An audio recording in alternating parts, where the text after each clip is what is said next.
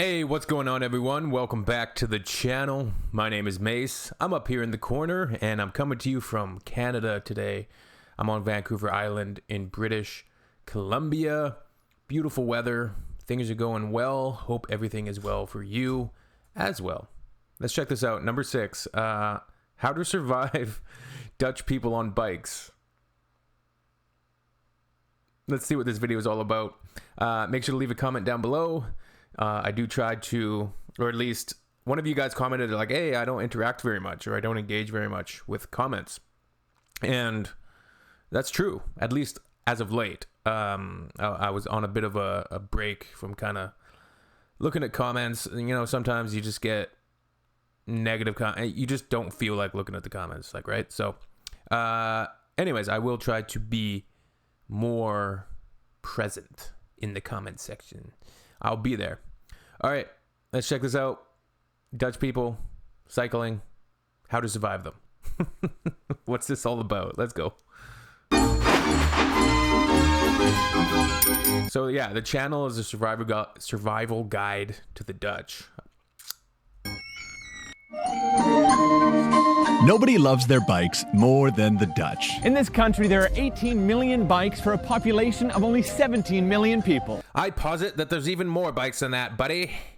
17 minutes. Well, this video is probably pretty old. Let's see here. Oh yeah, okay. 11 years old or 10 years old. There are more bikes than people.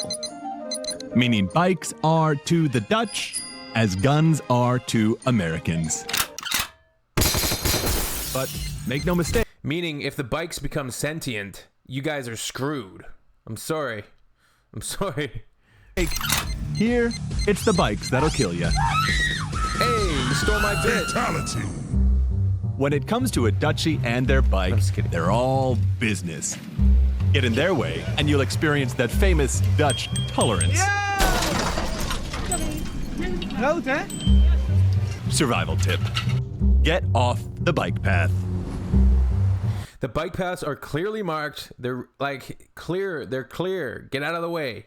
If you're ever confused about whether or not you're stepping into the bike path of death, listening carefully could really save your life. Then you're already lost. If you hear one bell, it means, excuse me. 2 bells means, no really, A funny-looking I'm bike. coming through. Whoa. A bunch of bells plus means welcome to Amsterdam.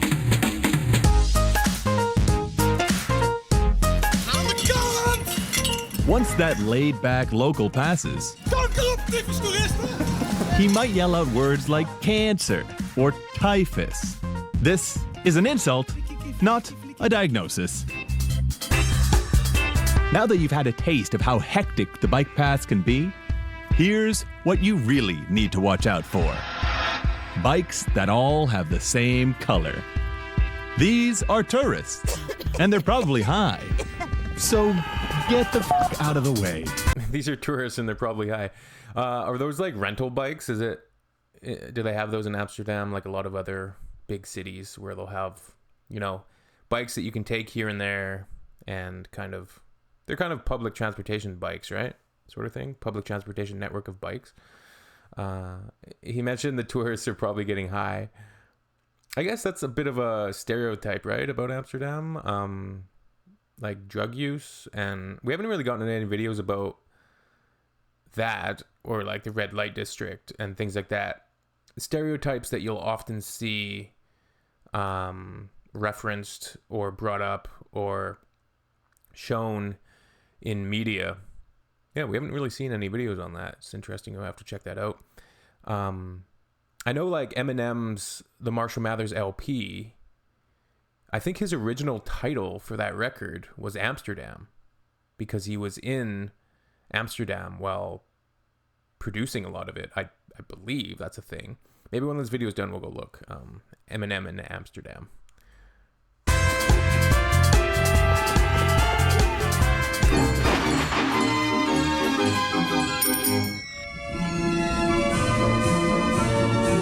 Tourism can be such a double-edged sword, because you have, you know, it brings in revenue, and, you know, it's good for the economy of a city or a place or a country.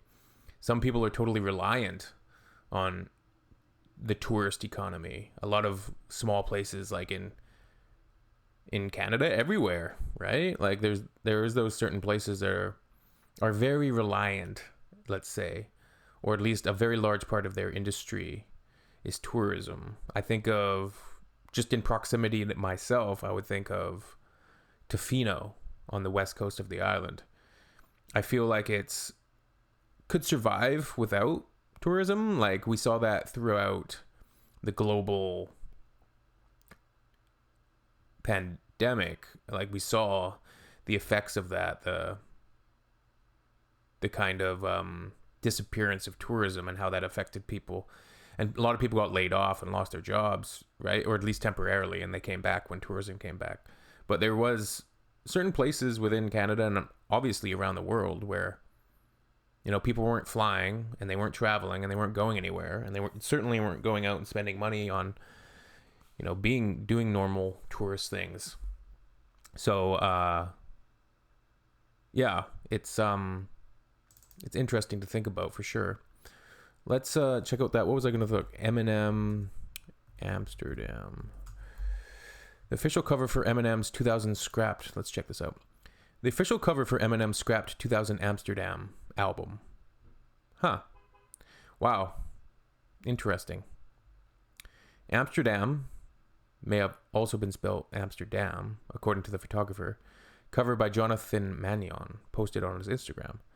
The picture was reused for the Marshall Mathers LP booklet, but if you notice in the top left corner, the neon spells Eminem. Oh yeah, you can see it there. Unlike in the Marshall Mathers LP booklet. Amsterdam was the early version of the Marshall Mathers LP and would have featured songs like Our House and Shit on You. Shit on You. Oh, Eminem. After making the song Marshall Mathers, Eminem changed the name of the album, and the rest is history. There you have it. All right. We'll see you all very soon. Thanks for watching. It's kind of an interesting, pretty funny little video there, I would say. And yeah, I enjoyed it. I might have to check out more from their channel. Quite satirical. I like it. All right. See you later.